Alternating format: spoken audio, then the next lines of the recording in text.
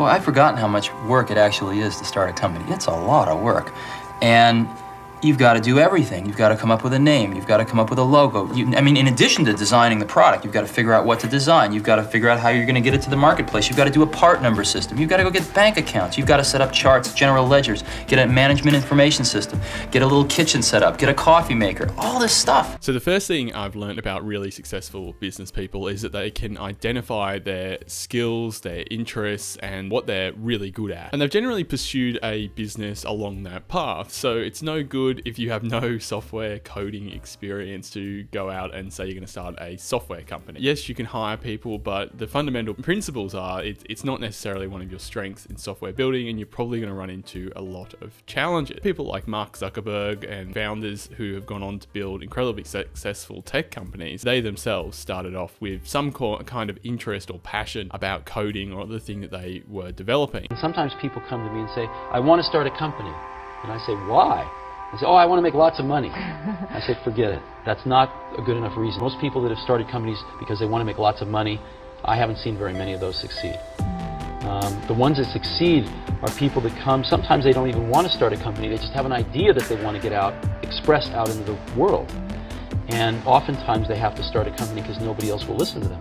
Similarly, if you're really passionate, say, about cooking, then perhaps something like a food van might be a good business to start. But if you have no interest in cooking and no interest in food or customer service, then again, this business probably isn't going to work out for you. The second thing I've identified is that all these successful business owners have identified a need in the market. So they haven't necessarily just gone out to compete one-on-one with an established company. They've kind of created a niche or added some kind of attribute to the business that makes them stand out from what everyone else is doing. Now, in order to do this, you could start out by doing a bit of customer research, a bit of market research, analyzing through surveys where the gaps in the market exist. The first year or two was the hardest.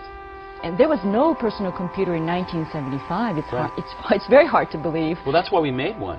Yeah. We made one because we wanted one, and there wasn't one, so we had to make one.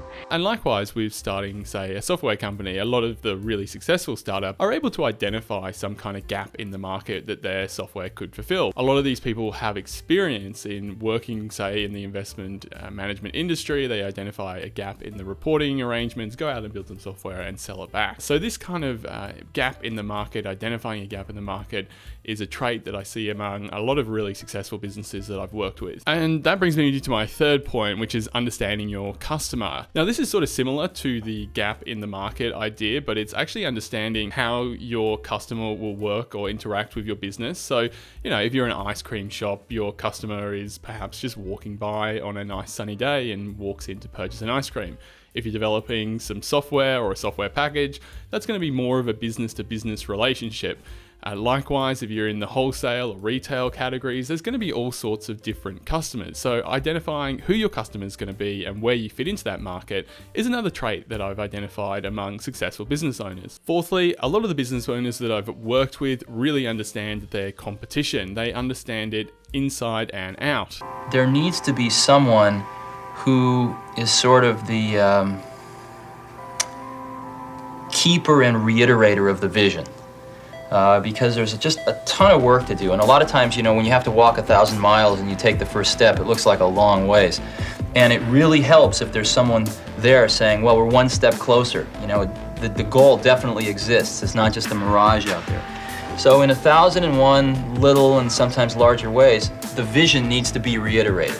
I do that a lot. They identify their competitors' strengths, their competitors' weaknesses, and how they're going to differentiate themselves from that competitor. I think sometimes, it's easy to forget that there is competition, or even if you yourself are successful, competition could emerge, and you need to be aware of how you're going to respond to those threats.